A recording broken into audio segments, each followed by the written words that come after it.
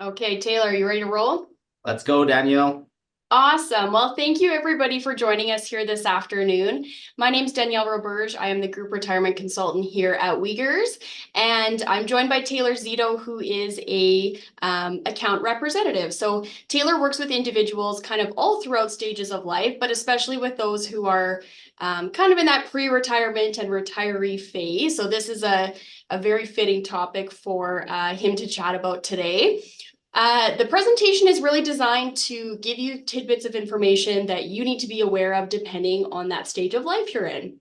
We will keep the Q&A open throughout the presentation. We welcome questions as we are going through, and there will be time at the end set aside for questions as well. So if there's a topic that we don't get to or you were interested in that we didn't touch on, feel free to ask away at the end of the presentation. With that, I'm going to pass it over to Taylor to get us started. Thanks, Danielle, and good evening, everyone. Thank you for taking time out of your busy schedules this evening to really just have a further conversation around retirement planning. And as you all might be aware, our topic today is Money Matters, Retirement Readiness. And we hope you find this information to be insightful and that you're able to kind of take away important information from this presentation today and just apply it towards your own retirement. So many Canadians will soon be retiring, and much like all of you joining us on this call today, you have diligently saved and set aside money for your retirement without maybe having an idea of kind of what retirement will look like financially, or even if you're financially ready to retire. So with no real formalized plan, you may not realize that your retirement plans may not be attainable. So we all need to start planning early and to have a plan in place to ensure you achieve the goals you set forth and to determine the path of success in order to achieve it. So I want to share this quote today from an author by the name of John Beckley, where most people don't plan to fail, they just fail to plan. So really what we want to do is just highlight the importance of creating that plan, sticking to it, and ultimately realizing the benefits it can provide to help you achieve your retirement goals.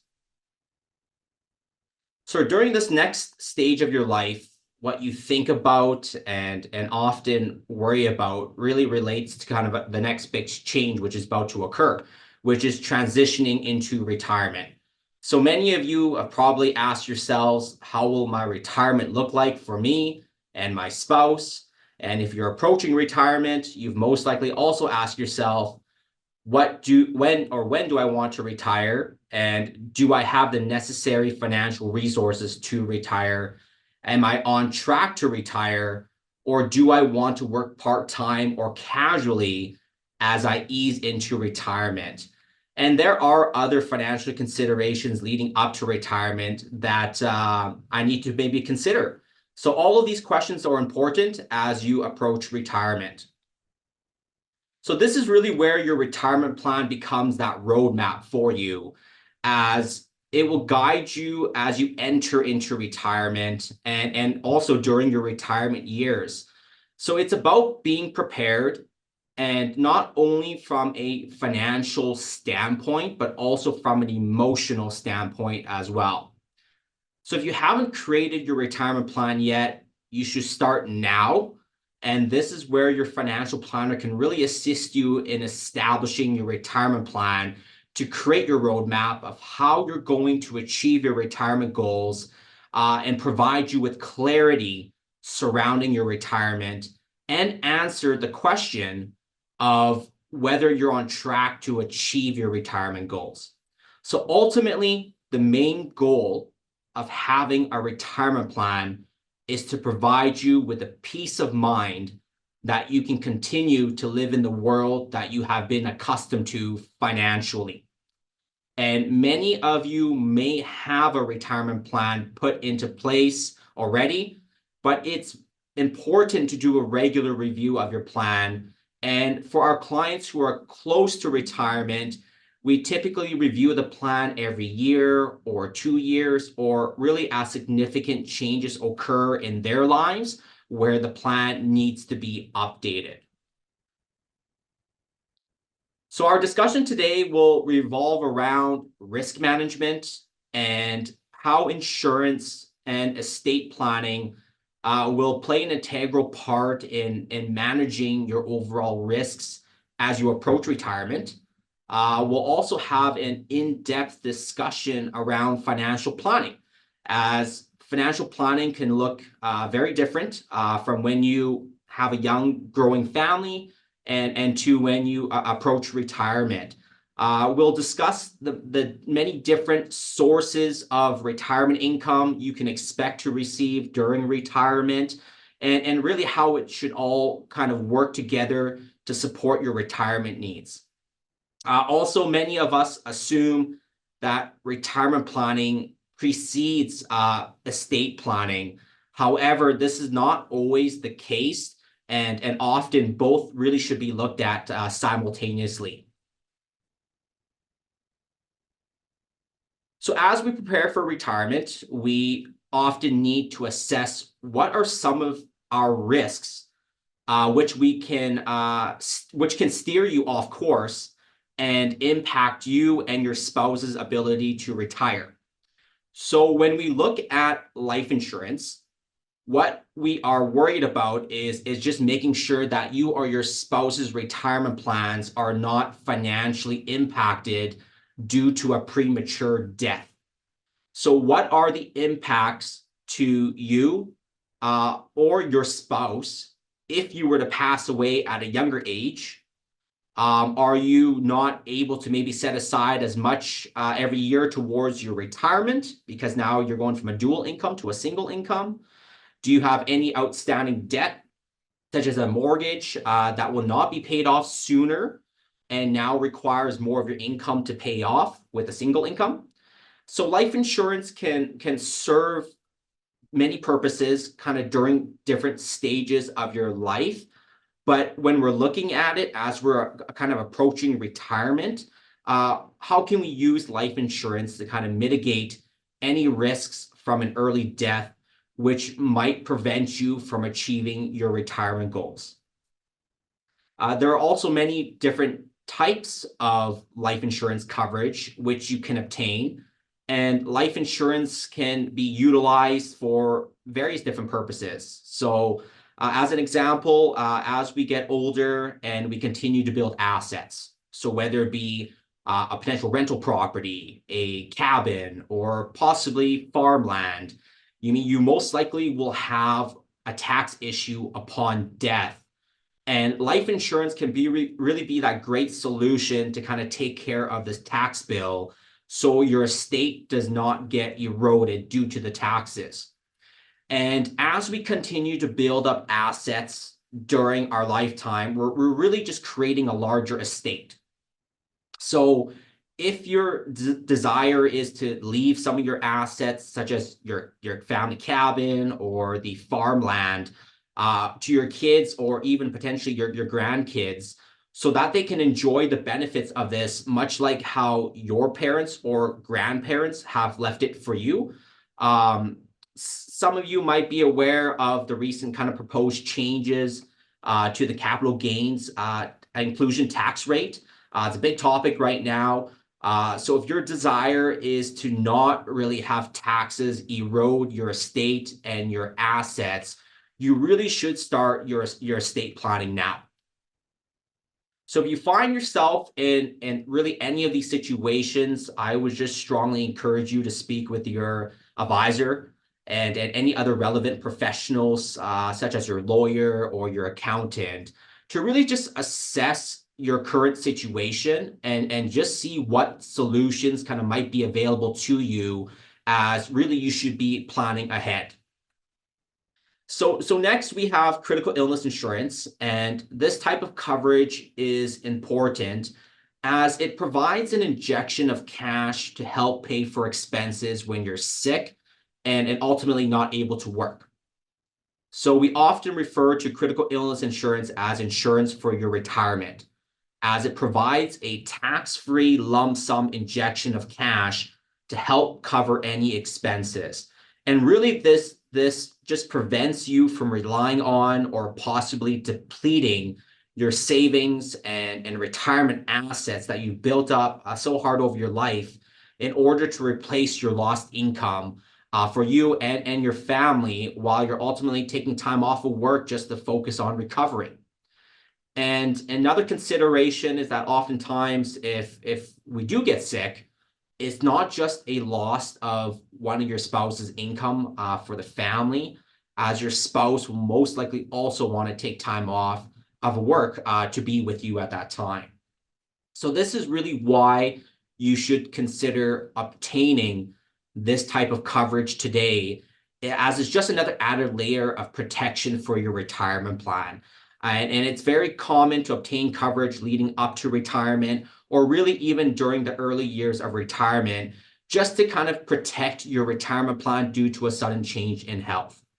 So the most common types of claims today, which may not come as a surprise to many of you, are cancer, heart attack, and stroke. So, however, those are the three most common. There are many other common cover conditions, and many policies out there today cover up to 25 different cover conditions. So next we have health and dental plans.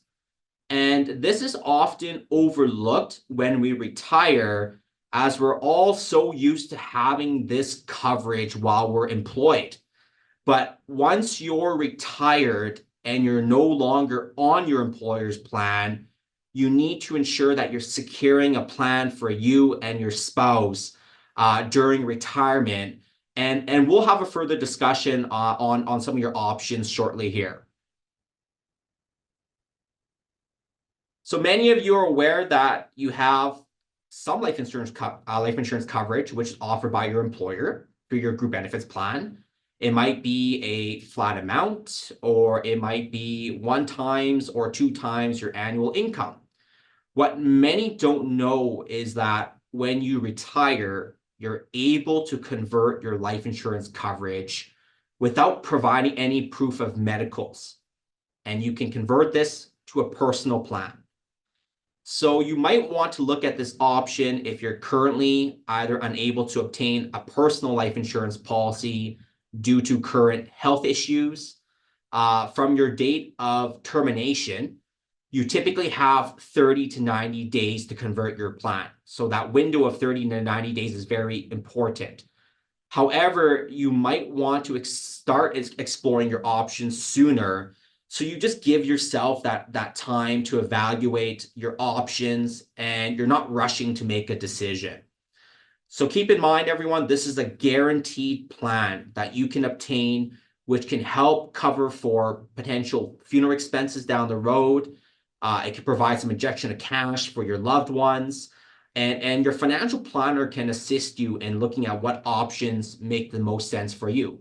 But ultimately, if you're healthy and you have no issues applying for any personal policies, definitely the more cost-effective route would be to go through the medical underwriting process rather than through this conversion option here. So as I mentioned earlier, once you're retired and you're no longer on your employer's health and dental plan, you need to secure a plan for you and or your spouse during retirement. So much like the conversion option for the life insurance portion of your group benefits plan, you also have the ability to convert your health and dental plan within the 30 to 90-day window, again, from your date of termination. And there are many providers that you can choose from. Some of the common ones that I'm familiar with are Blue Cross, Victor Insurance, or Manulife, which all of them offer different coverages for different areas. So such as prescriptions, whether or not you are on prescriptions today or maybe future prescriptions, travel insurance, as travel might be a big part of your retirement plans, dental coverage, paramedical services. So that can include usually the massages, chiropractor, physiotherapy, and for some of you might value vision care. So everyone has a different needs. So I always just encourage my clients to look at a few options and just find a plan which suits your needs.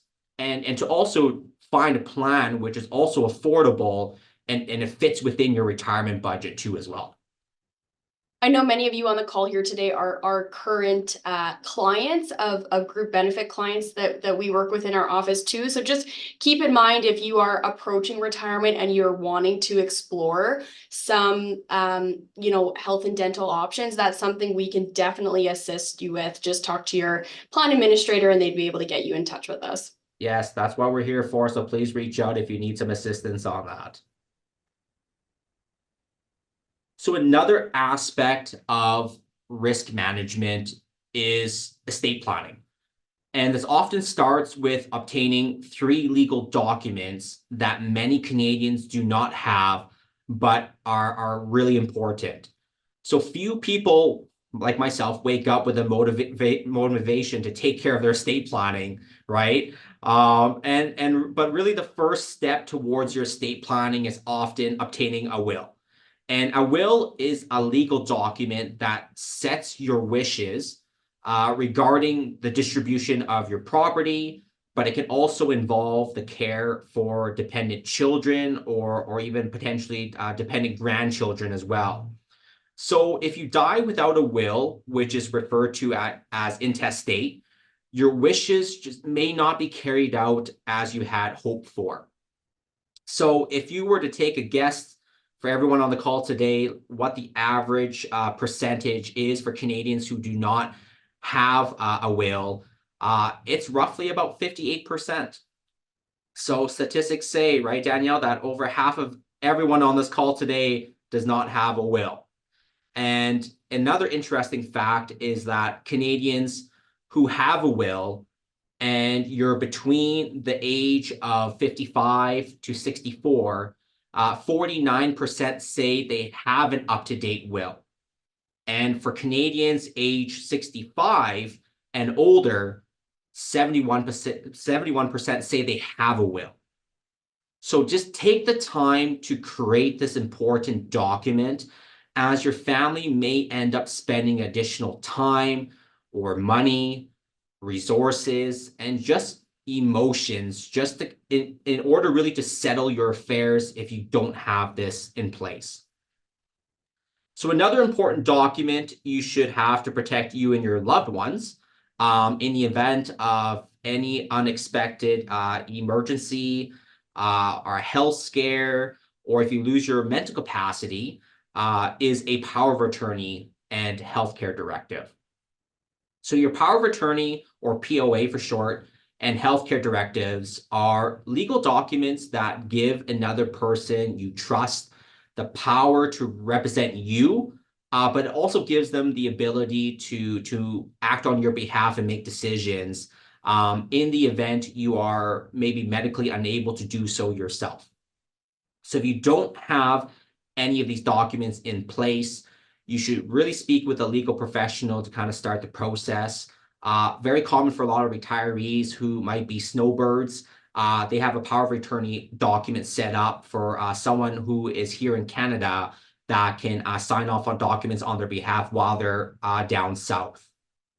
So if it's been many years since you've also last reviewed these documents and your family circumstances have changed since then, really you should just be reviewing and updating these legal documents regularly or as your situation changes. It takes time, effort, and money to deal with the reality of our future self, and oftentimes we think that we'll live forever, but we won't, right? So that's why it's so important to get these documents done sooner than later. And you might be interested to know that the government just provided a new framework, I believe, towards the end of 2023 for end-of-life care, which provides a lot of great questions for your needs and wishes in the situation. And the questions surround your short-term, medium-term, and long-term goals. So the report is called the Framework on Palliative Care in Canada. 5 years later, the report on the state of palliative care in Canada. So if anyone needs kind of a good starting point to kind of just get this process started, it's a great report to kind of look through.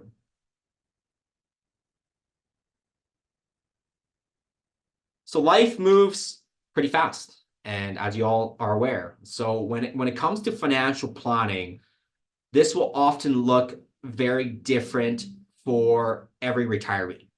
Everyone has different goals, different vision for how your retirement will look like. But as we all know, life changes quickly. And as we get older and enter into our retirement years, our priorities and goals can change. So many become fearful of what retirement might look like to them and their partner, and whether they're on track to retire as well. But retirement planning should not be left to the last minute. Your retirement plan is ever evolving and it rarely stays stagnant. So once you create it, it's not just saying, hey, I have a plan, that's great, I'm just going to stick with it going forward.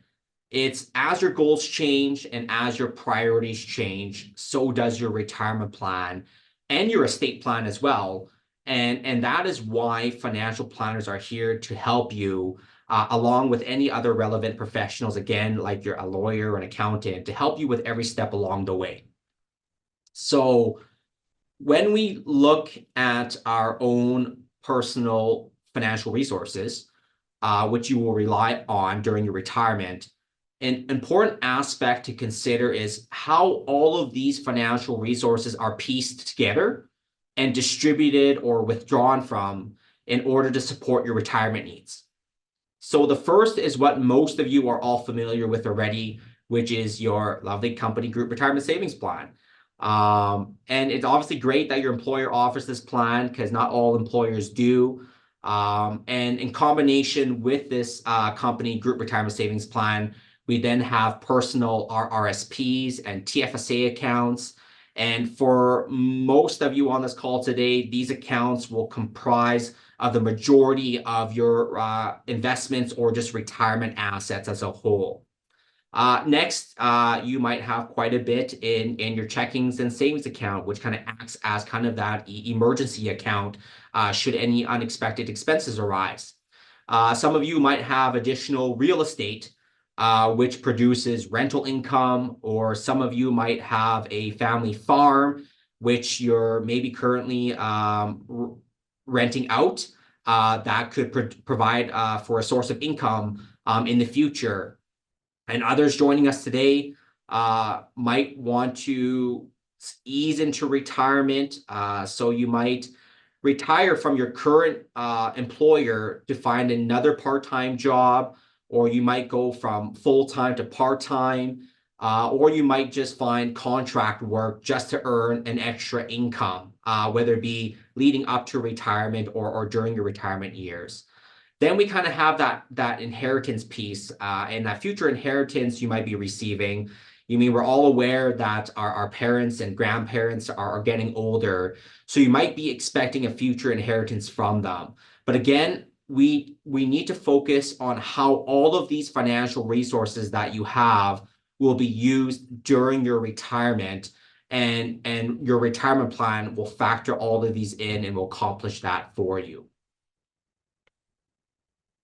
So when we're conducting a financial analysis of a retirement plan, there are several key areas of consideration. So this includes establishing a budget to assess your cash flow needs during retirement, and it will outline what you will need to withdraw from your retirement assets on a monthly or annual basis. So you should be looking at expenses that you have today, which you also may not have during retirement. So often the two largest expenditures during retirement are typically costs for travel as well as vehicle replacements. So these need to be taken into consideration in your retirement plan and in your budget. In addition, your budget needs to account for inflation and how this will impact your total retirement expenses in the future. As we're all aware, the impact inflation has had on groceries, gas, vehicle purchases, and many other areas since the pandemic. I mean, everyone always talks about you go to the grocery store, you spend $100, you get maybe a bag full nowadays, right? And you also need to account for all of your financial resources that I mentioned earlier that are available to you during retirement. And more importantly, again, how do all of these assets all come together to support your retirement expenses? So we need to account for the rate of return that you require on your invested assets to help achieve your retirement goals. How much do you need your retirement accounts, such as your RSP or TFSA accounts, to grow, to keep up with inflation, but also just to ensure that your retirement income won't be depleted earlier than expected.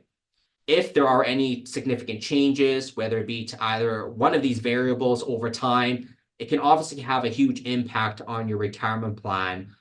So we need to take all these into consideration and again, regularly review and update your retirement plan. So now let's cover off that in retirement, there are two government income sources which you can expect to receive and you're probably aware of. This is probably one of the biggest questions I get asked all the time. It is revolved around CPP, old age security, and how it all works, right, Daniel? You probably get this question quite a bit too. So first is the Canada Pension Plan, and CPP is based on contributions you have made into the plan over your working years. So as of this year, the average CPP benefit for Canadians at age 65 is $831.92 per month. But the maximum monthly amount that you can receive as of 2024 is $1,364.60 per month. So what you can expect to receive in retirement is based on what you have contributed. And typically, Service Canada will send you your projected CPP income at age 60, which outlines what your expected income might be if you elect to receive your CPP between the age of 60 to 65. However, you might be in a situation where it makes sense to delay your CPP after 65. Taylor, if there's an individual, maybe we have a few Freedom 55ers here on the call. If there's someone prior to age 60 that wants to know what that CPP amount is, where can they kind of locate that information? Yeah, a lot. You mean, keep in mind that if you're 55 and say you potentially may not be able to retire at 55, you might have 5 years left, that number could be fairly skewed because of the time frame. But you can find that information on my service, my CRA, sorry. You can log in and find out that information through there. Perfect. Yeah. So if you're wanting to delay your CPP after age 65, one important item that you need to keep in mind that if you decide to elect your CPP after age 65 is that if you defer it, there is a 0.7% increase per month or an 8.4% per year increase if you decide to defer it up until age 70. However, on the other end, if you decide to receive your CPP prior to age 65, there is a 0.6% reduction per month or 7.2% reduction per year for every month or year that you decide to receive your CPP earlier than age 65. So there are many factors to consider when to take CPP, and everyone has a different situation where it would make sense to take it earlier at 65 or later. And again, this is really where your financial planner can assist you with this decision. It's about looking at the whole picture again. So next we have old age security. And OAS provides monthly payments to seniors who are 65 years or older and is determined by how long you have lived in Canada after the age of 18. So as of 2024, the maximum OAS benefit is $713.34 per month if you're between the age of 65 to 74. And if you're over 75, the maximum OAS benefit is $784.67 per month. So unlike the CPP benefit, OAS is an income-tested benefit. So you need to be very careful on the amount of income you're receiving in retirement. Otherwise, there is a clawback amount.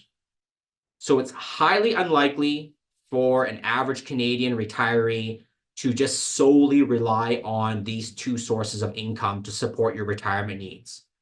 CPP and OAS is just another source of retirement income in addition to the various retirement assets that we had previously gone over. So this is why so many Canadians need to contribute into their company group retirement savings plan or into your RSPs and TFSAs. And everyone typically thinks there's always kind of that, magic number that we need to retire on comfortably. A lot of reports out there with different numbers, but really, however, what you require in order to retire is very personal to you. And that is why you should have a retirement plan which is tailored to your retirement goals, because you will know what your magic number is typically when you go through that retirement plan. So now let's take a look at a scenario here where we're showing a couple different income levels that you can expect to receive during retirement for an individual who has saved about $500,000. And what we're doing is that we're taking consideration that this $500,000 is growing at a 5% annual rate of return, and your expenses are being inflated at 2.5% per year, and showing a marginal tax rate of about 25%. And we're showing the maximum income you can expect to receive until a life expectancy of about age 90. For some of our younger individuals here today who are 55, if you had that $500,000 saved and you want to retire at 55, from age 55 to age 90, you can expect to receive about $1,749 in taxable income, and factoring in that 25% tax rate, it's about $1,312. If we are looking to retire at age 65, that number goes up to $2,179 before tax, or $1,634 before tax. So I always say, the best thing that an investor and a retiree can do oftentimes is extending your time horizon, because it really gives your retirement assets that time frame to allow it to continue to grow. And obviously through this chart here, show you that you can draw out a higher amount of income for very much so with the same kind of life expectancy if you were to defer your retirement. So after taking into consideration many variables kind of in your retirement plan, the outcome of your retirement analysis here will ultimately show whether you have a surplus of retirement assets, and this will allow you the ability to increase your retirement income, or you may want to leave the surplus amount to the next generation, which will involve some further estate planning. The other outcome might be a shortfall. And if you find yourself in this position, a plan needs to be put in place to show what needs to be done today to get you on track to achieve your retirement goals. So this is why it is so important to regularly review your retirement plan and make any necessary updates as circumstances kind of in your life change, whether it be financially related or goals you want to achieve during retirement. So many of you might not be aware that there are income splitting opportunities with your spouse. And if you've done this in the right way, it can increase your retirement income and equalize your income taxes between you and your spouse by effectively income splitting. So the most common method of achieving this prior to retirement is to have something called a spousal RRSP account, where this account is opened for typically the lower income spouse, and the higher income spouse is contributing into this plan, but still receiving the tax deductions. Then in retirement, the spouse with the lower income or retirement assets would be withdrawing from this spousal RSP account as income. So whether this account makes sense for you will ultimately depend on the income discrepancy between the spouses and your guys' current retirement assets, among a couple other factors. Then in retirement, your retirement savings plan with your company and your Canada pension plan would be eligible for income splitting. So income splitting is really just kind of notionally done through your tax return.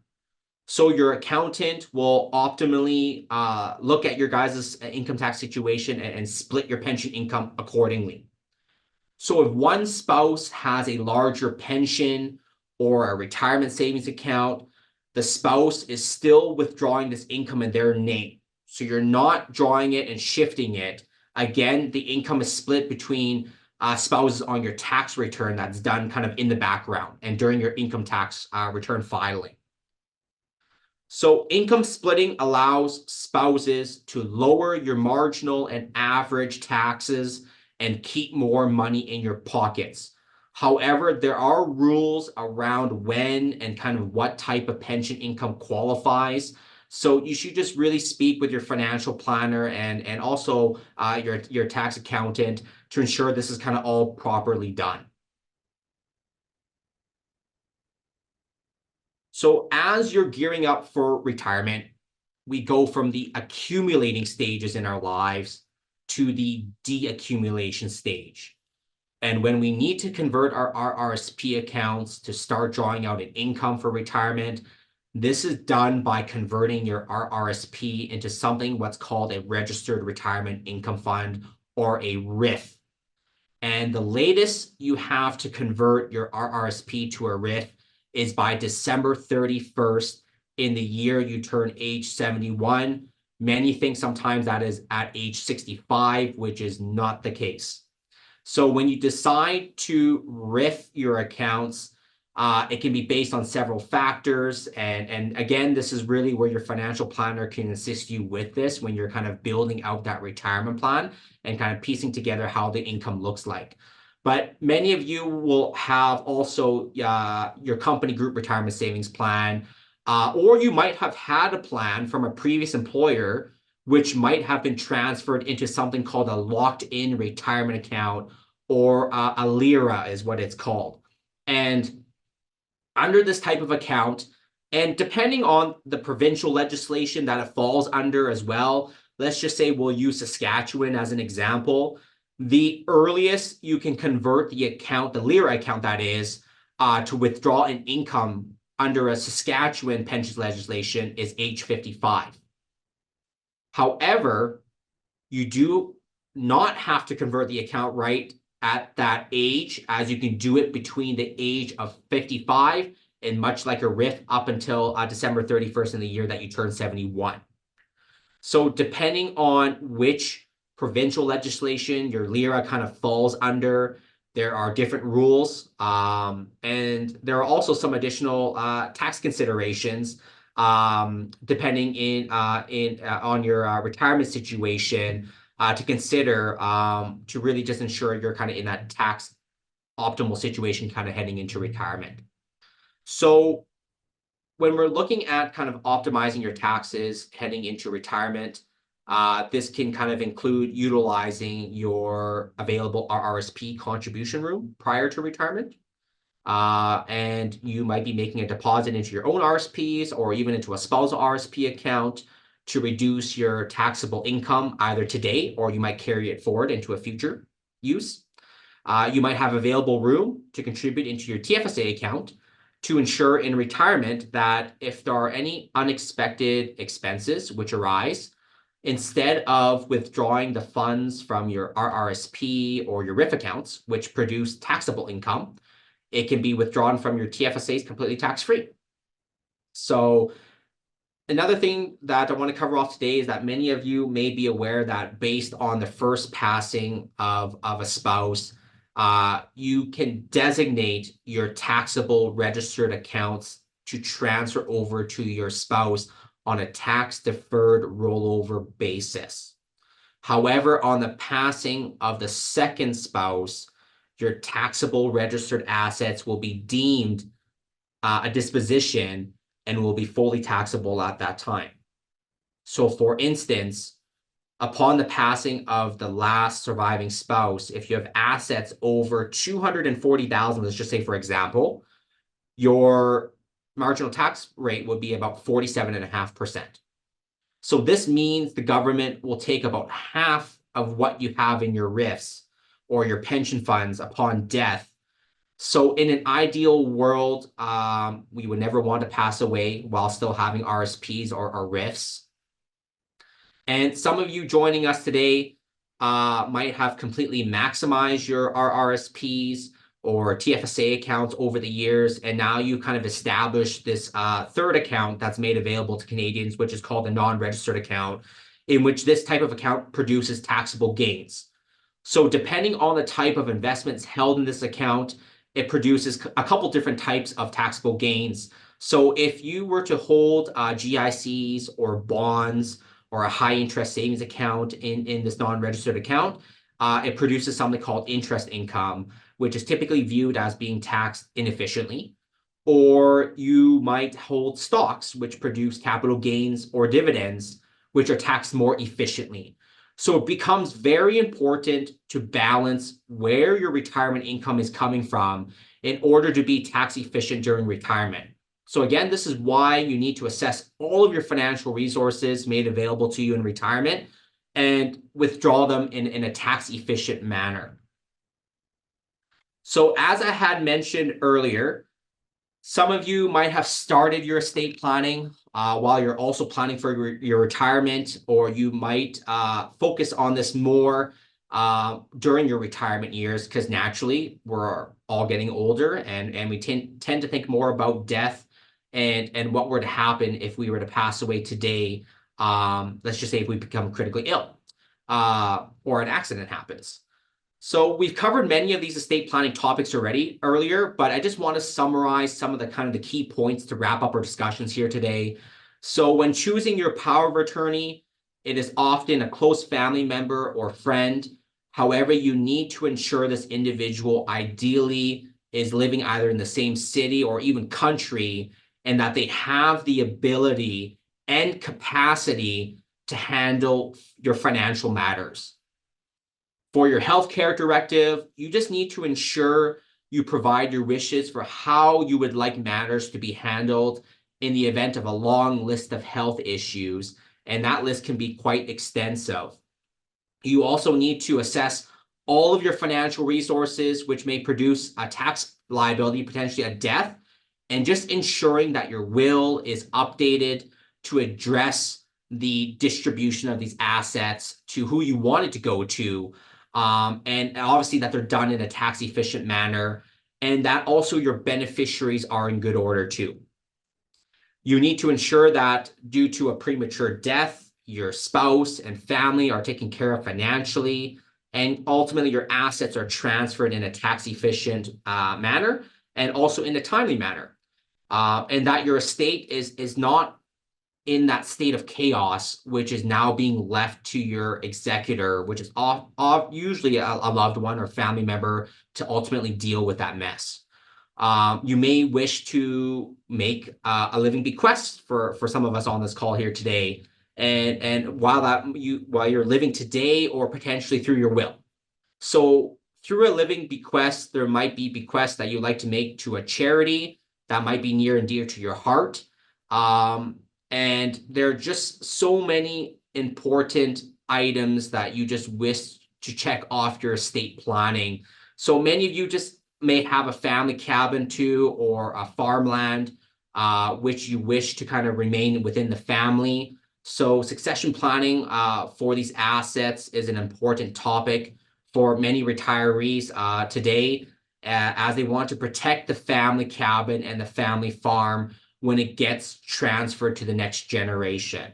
So especially with the new capital gain inclusion rates coming into effect on June 25th here, planning for these family assets will just be more critically important, and to ensure that all aspects are looked and planned for properly So if you haven't started your estate plans yet and gotten that all in order, I really just encourage you to start this conversation with your financial planner, your lawyer, or even your accountant, as really all these professionals will probably most likely be involved in these discussions here. So yeah, thank you for joining Danielle and I today. And we just hope that you found the information to be impactful for you. Thanks, Taylor. We will open up the floor now for questions. We did have a couple that have come through in the last few minutes here. First, Taylor, do you see individuals in retirement still investing in RSPs if they've maxed their tax-free savings account out? So I kind of mentioned to this earlier that a lot of times one of the tax considerations is that you might be contributing into an RSP account, maybe pre-retirement.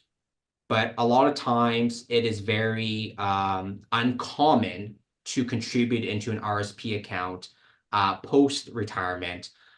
In situations where we might see this is that maybe you have come across an inheritance or you've produced certain taxable investments where maybe some of those taxes need to be offset with a contribution into an RSP account. I would say those are probably some of the more common scenarios where we might look back again to contribute into an RSP account. Okay, great. Another question on the average life expectancy. And I know this has been a really hot topic for individuals that we work with, over the last couple of years, because one, we know that individuals are surviving critical illnesses and things that were previously life ending. People are surviving them now. So Taylor, what are your thoughts on, planning for that unknown of maybe living a little bit longer than what individuals first anticipated? Yeah, it's quite surprising oftentimes, Danielle, and great question because we all know that life expectancy is obviously that number is growing, and certainly a lot of illnesses that we have today can be fought with great advances in treatment.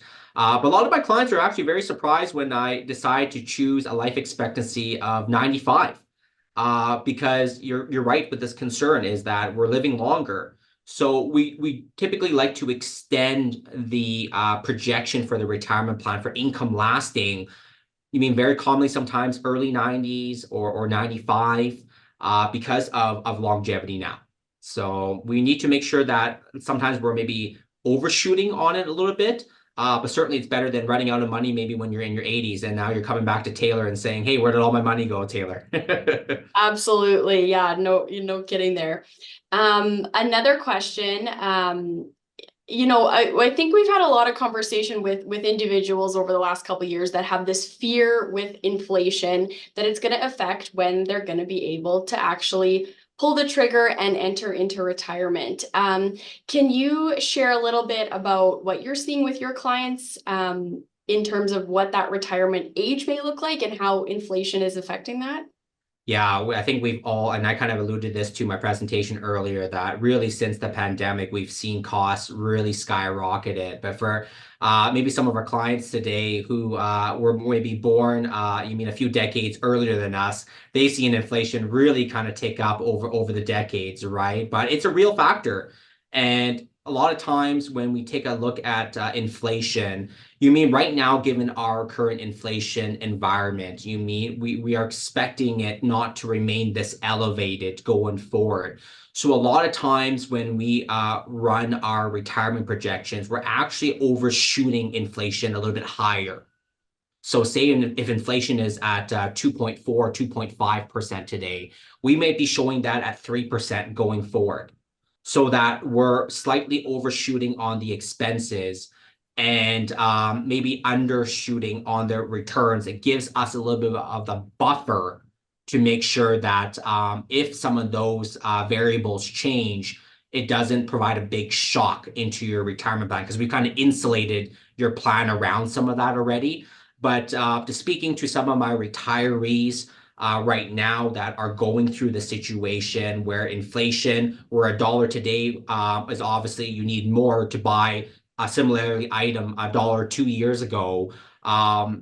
We're just ideally trying to adjust that within the retirement plan. And again, that's why you should be regularly updating your retirement plan to show how inflation is impacting your retirement and what adjustments need to be made, whether it be adjusting some of your income, or if you're entering closer to retirement, it might be sometimes pushing that off a year to 2 years potentially. Great. Last question we have here, and Taylor, maybe I will take this one. The question is it better to keep money in two locations, example, two workplace pension plans, or is it better to consolidate them? I come across this a lot with individuals that, maybe have RSPs and pensions from previous employments that they get the statement once a year, and then the rest of the year, they don't really look too closely at it. A couple of years ago, when I first started in the industry, I would say, we saw a lot of individuals that felt comfortable having, not all their eggs in one basket. That gave them some reassurance, having not everything in one place. There is definitely a shift towards wanting to manage all of your money in one place. First and foremost, it's one login. It's one place that you can look at and have access to, that that you can kind of look at majority of your assets in one setting. The second piece to that, I always encourage individuals to look at what the fees they're paying. On group plans specifically, what you pay for what we refer to as investment management fees is not the same at each plan or each provider. They vary depending on each workplace you're at. And fees can have a big factor in what your retirement picture looks like at the end of your term. So I always, encourage that. Look at the fees you're paying. Maybe you're working at a bigger organization now and the fees are substantially lower. In that case, absolutely consolidate. That's also where that comprehensive work with an individual advisor that can kind of guide you on where those assets are best held. Yeah, that's a great point, Daniel. I'll maybe add to that too as well. As you kind of mentioned earlier, you mean putting all your eggs in one basket. I think, a lot of individuals and retirees usually have that kind of notion saying that, hey, I feel more safe kind of having my money invested in a couple of different areas. But really, when you look at what one financial office might be able to provide to you, whether you be invested globally, internationally, within Canada, your money is actually quite well diversified. And a lot of times, as you kind of mentioned there, Danielle, the biggest benefit, I think, with a lot of individuals to consider when you're consolidating investment accounts, specifically for me, kind of on the personal financial planning side, is that we're able to qualify our clients for a more of a competitive product with a lower fee. So ultimately, a lower fee means you're paying less every year to your advisor and you're keeping more within your retirement assets, and it can grow further.